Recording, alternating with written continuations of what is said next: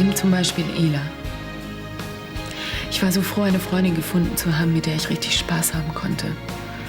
Und was passiert? Sie verliebt sich in meinen Vater. Vielleicht wirst du es gerade deswegen sehr lieben, weil er so hilflos ist und auf deine Fürsorge angewiesen sein wird. Und ich sag noch, gib mir keine Eins. Und was ist? Anna und Erik kriegen eine Eins. Was hast du dir denn dabei gedacht?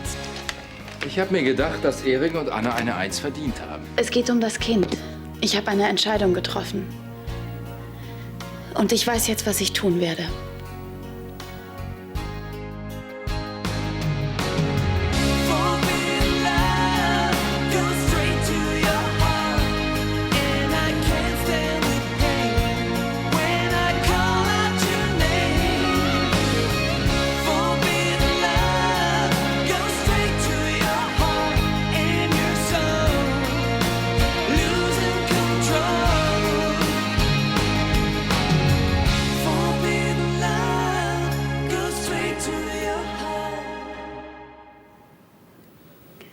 Ja, wisst ihr, seit ich schwanger bin, ich habe so ein besonderes Gefühl. Leider kann ich es nicht besser beschreiben. Naja, und je mehr ich darüber nachdenke, desto mehr freue ich mich auf dieses Kind. Unser Kind. Ganz egal, was passiert. Ich werde es bekommen. Und was ist mit Dr. Meersheims Diagnose? Hast du das vergessen? Nein, habe ich nicht. Und trotzdem hast du dich jetzt schon entschieden, das Kind zu bekommen? Ja. Es ist mein Kind. Es ist unser Kind. Und aller Wahrscheinlichkeit nach wird es behindert sein. Tim, das ist überhaupt nicht sicher. Eben.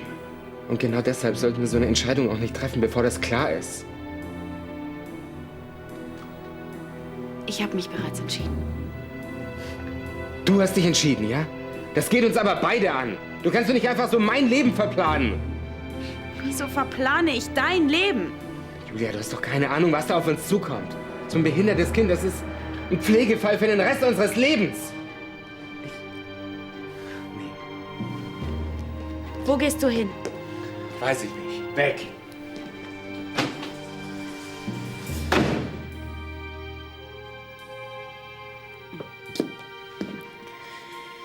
Vielleicht hat er ja recht.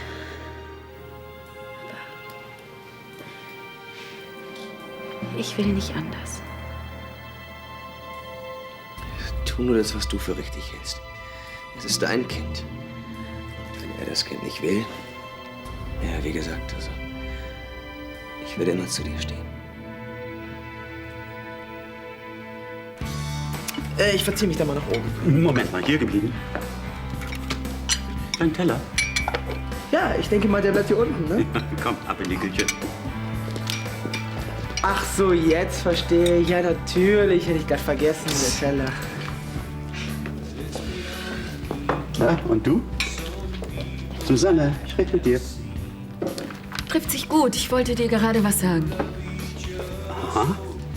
Was ist es diesmal? Eine Motorradtour quer durch die Staaten? Gute Idee. Zeit hätte ich genug. Lass mich raten, du willst dein Studium aufgeben. Nein, das ziehe ich noch durch. Ich habe aber beschlossen, mich in Zukunft aus dem Haushalt rauszuhalten. Ach so? Und das haben wir gerade eben mal so beschlossen? Ganz recht. Und warum, wenn ich fragen darf? Weil ich das nach Mamas Tod lange genug alleine gemacht habe.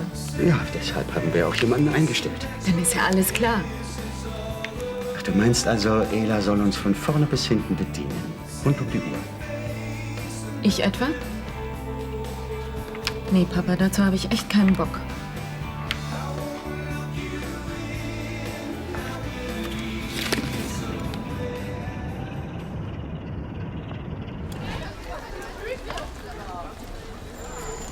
Anna? Ich möchte Sie nicht lange aufhalten, aber haben Sie noch mal über unser Gespräch von gestern nachgedacht? Ja, das hab ich. Und? Tja, ich finde das ja furchtbar nett, dass Sie sich solche Gedanken um Paul und mich machen. Umso mehr tut es mir leid, Sie enttäuschen zu müssen. Wie? Heißt das, Sie wollen tatsächlich bleiben? Ja, ganz genau. Ihnen ist hoffentlich bewusst, in welche unmögliche Situation Sie Paul damit bringen. Wir haben ausführlich darüber gesprochen und wir stehen zu unserer Entscheidung. Ganz im Gegensatz zu Ihnen.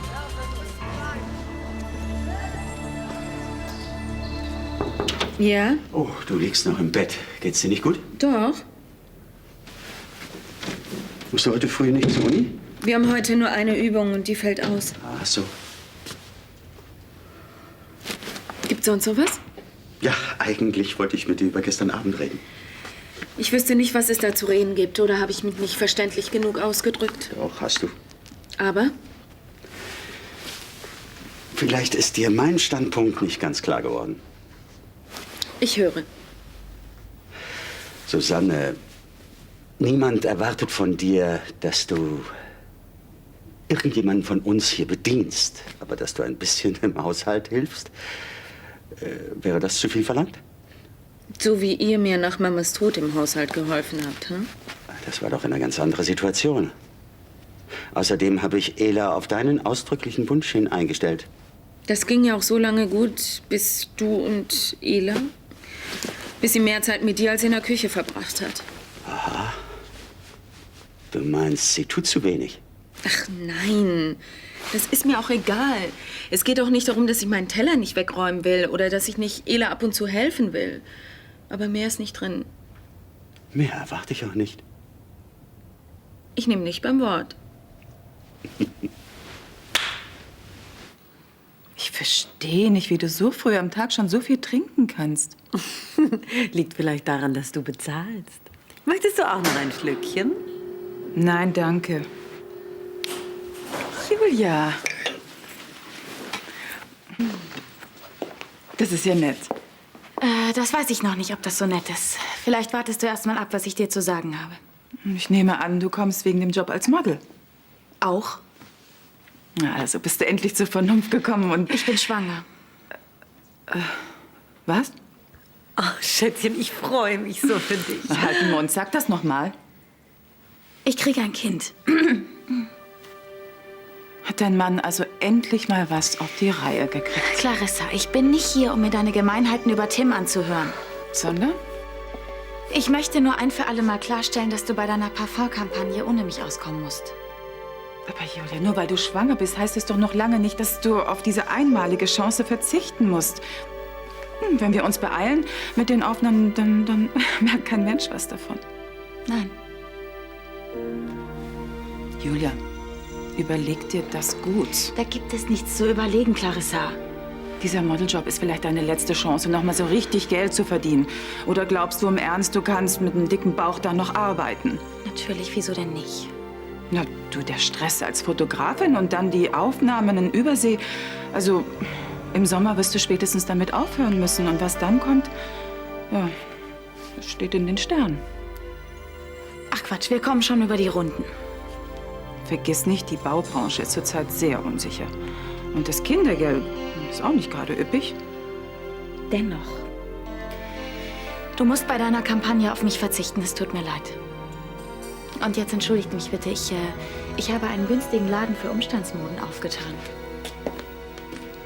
Julia, mein Angebot steht nach wie vor.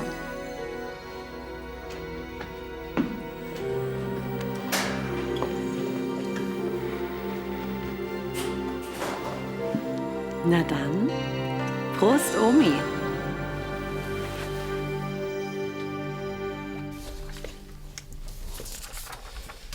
Mathematik würde ich an deiner Stelle nicht studieren, aber sonst ganz passabel.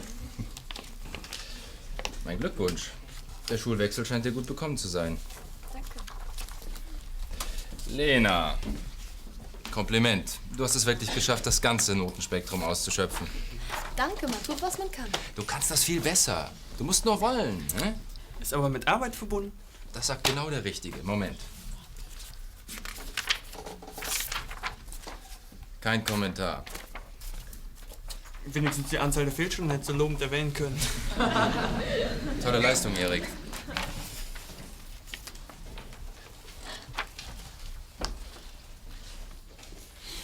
Mach weiter so. Am besten schon heute Abend. Sag mal, hättest du vielleicht Lust, heute Abend mit mir was zu unternehmen? Ach, heute geht's nicht. Anne und ich wollten uns einen gemütlichen Abend machen. Aber morgen Abend.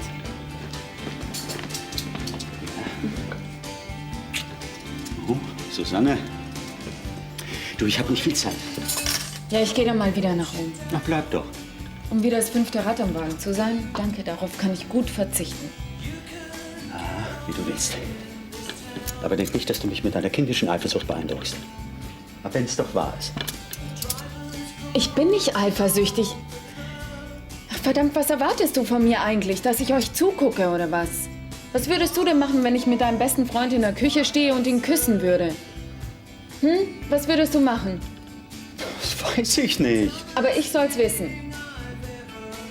Ich habe darüber noch nicht nachgedacht. Dann wird's langsam Zeit.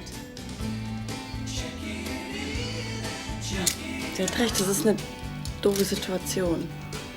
Vielleicht versteht ihr ja jetzt, warum ich lieber nach oben gehe. Weglaufen ist keine Lösung. Ja, und was soll ich dann tun? Das ist schön.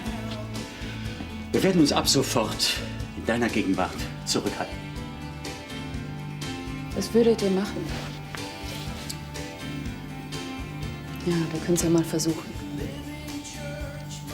So ein Mist. Wirkt der Arsch mir doch glatt einen Fünfer rein. Dabei war mein Referat mindestens genauso gut wie ihrs. Ja, ist eben blöd, dass der Schüler nicht auf Jungs steht. Dann hättest du bestimmt eine 1 gekriegt. Wenn ihr mir irgendwas zu sagen habt, dann sagt es mir gefälligst ins Gesicht oder haltet die Klappe, okay? Anna, es bringt nichts. Komm. Was ist? Habt ihr Schiss? Weder vor dir noch vor deinem Paul. Wie oft musstest du es ihm eigentlich machen, bis er dir die 1 gegeben hat? 2-mal, 3-mal. Verdammtes Arschloch, lass mich Was los! ist denn hier los? Anna kann die Wahrheit nicht vertragen. Können Sie sich vielleicht etwas genauer ausdrücken? Der Schöne hat ihr die 1 gegeben, weil sie mit ihm pennt. Das stimmt nicht. Du bist ja bloß sauer, weil du eine 5 bekommen hast. Ach, daher weht der Wind. Aber falls es Sie beruhigt, Ihre Fälle wurden auf der Gesamtkonferenz eingehend besprochen. Ihre 5 ist absolut berechtigt. Und was Ihre 1 betrifft, da Entschuldigen können... Sie, Herr Becker, aber ist es nicht möglich, dass ich nochmal geprüft werde? Ich verstehe nicht ganz, was Sie meinen. Ich möchte nur beweisen, dass Herr Schöner mich nicht bevorzugt. Und? Wie stellen Sie sich das vor? Eine mündliche Prüfung über den Stoff vom letzten Halbjahr. Ach, sowas ist in der Schulordnung aber nicht vorgesehen. Bitte, Herr Becker, ich brauche diese Chance.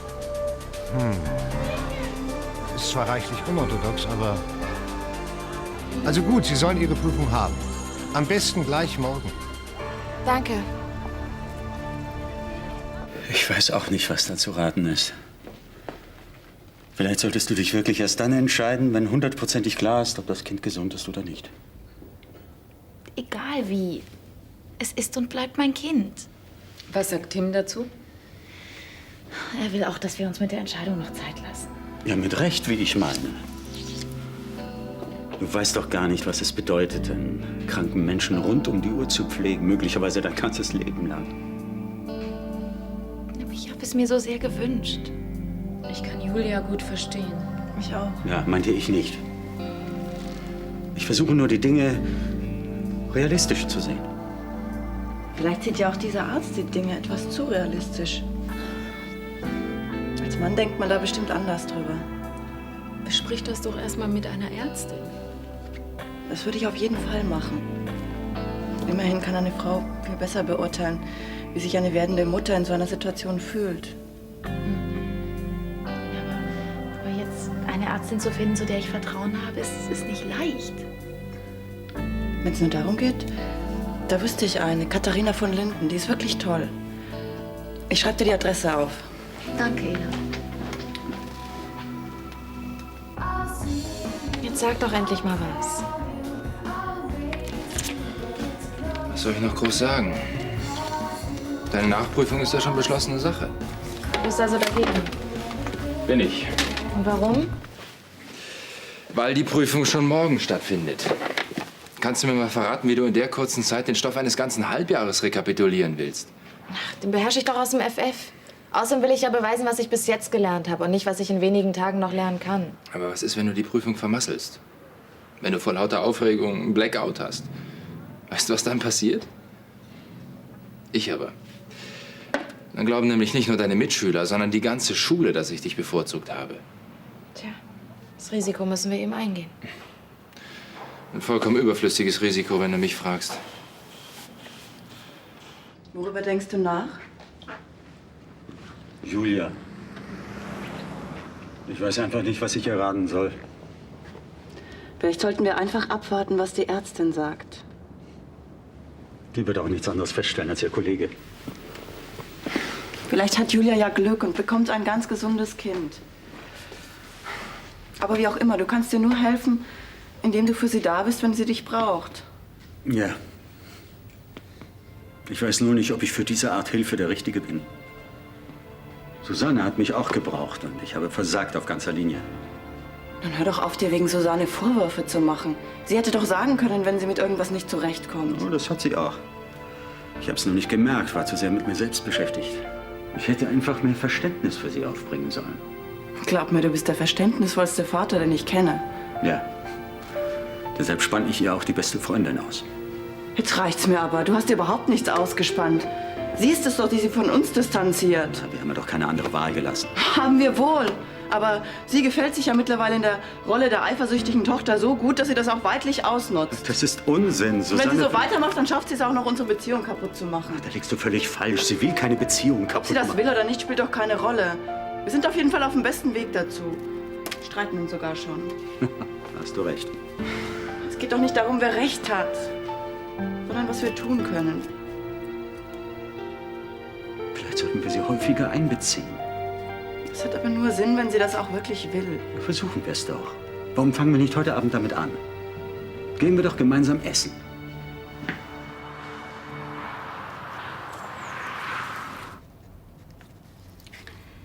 Tja, Frau Sander, leider kann ich Ihnen auch nichts anderes sagen als mein Kollege. Und ein Irrtum ist ausgeschlossen. Sie müssen diese Möglichkeit mit 50%iger Wahrscheinlichkeit in Betracht ziehen. Aber Genaueres kann man natürlich erst nach der Fruchtwasseruntersuchung sagen. Ich nehme an, mein Kollege hat Ihnen bereits erklärt, dass dieser Eingriff nicht ganz risikolos ist. Ja, Herr Dr. Merschheim hat sowas erwähnt. Dann wissen Sie ja auch, dass wir noch 2 Monate warten müssen, bis wir die Untersuchung durchführen können. Ich kann gut verstehen, was Sie jetzt durchmachen. Aber bevor Sie einen übereilten Entschluss fassen, sollten Sie das Ergebnis der Untersuchung abwarten. Danach können Sie immer noch eine Abtreibung vornehmen lassen.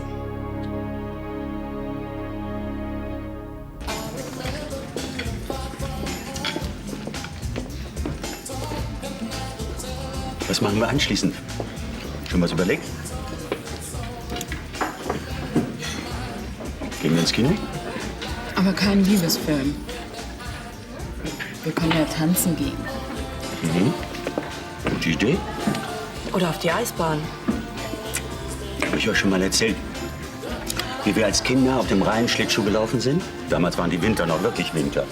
Ja, Papa. Von der Wasserseite her sind wir die Schlepper.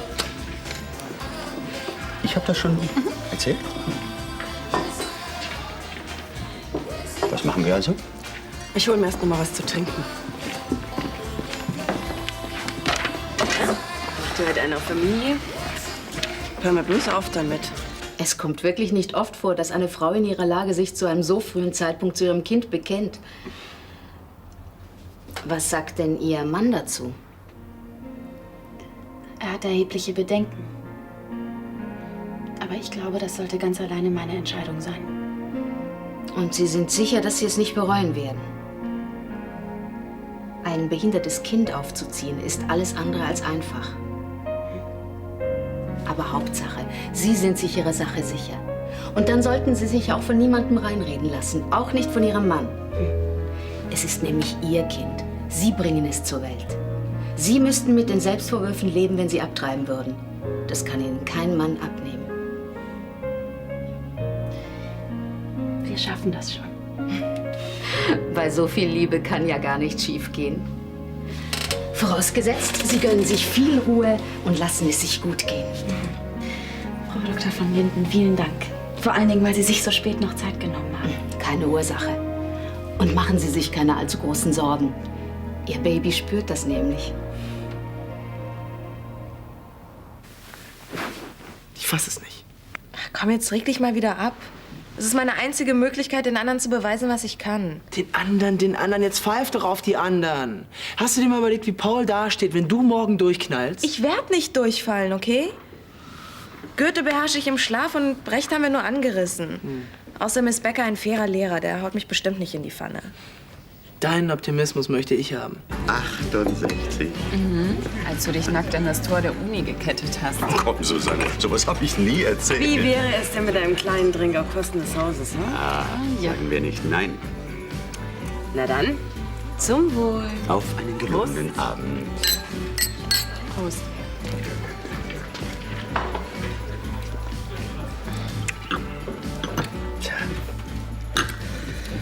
Spät. Soll ich mal zahlen? Wird morgen ein anstrengender Tag.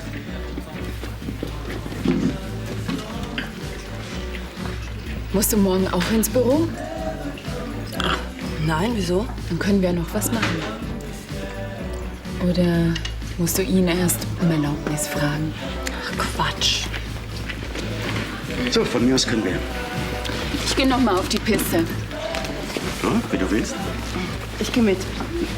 Wenn du nichts dagegen hast. Ach, wieso denn? Was sollte ich dagegen haben? Im Gegenteil. Prima Idee.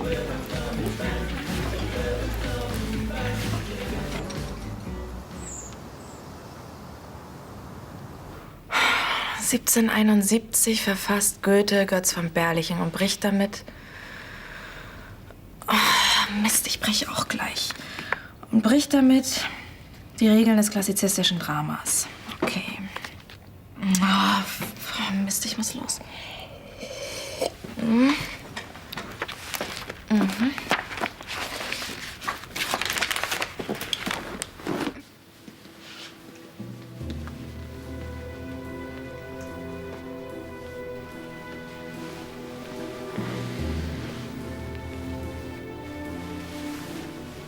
Tim.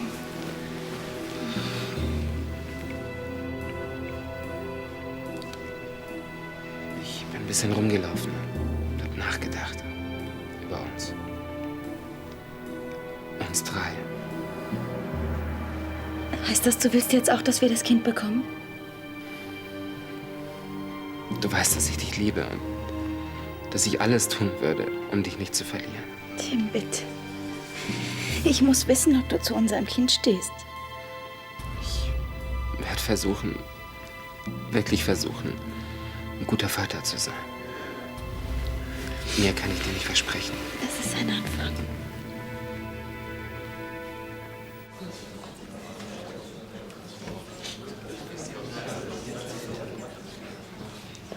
Die hat bestimmt die ganze Nacht nur gepaukt. Der arme Paul, auf mich konnte er ohne sie überhaupt einschlafen. Der war wahrscheinlich froh, dass er mal seine Ruhe hatte. Mein Gott, ihr könnt es kaum erwarten. Wie die Aasgeier. Arme Anna. Hey, hallo. Hi. Wie geht's? So ungefähr muss sich Jeanne d'Arc gefühlt haben. Guten Morgen. Morgen. Viel Glück. Kommen wir also am besten gleich zur Sache.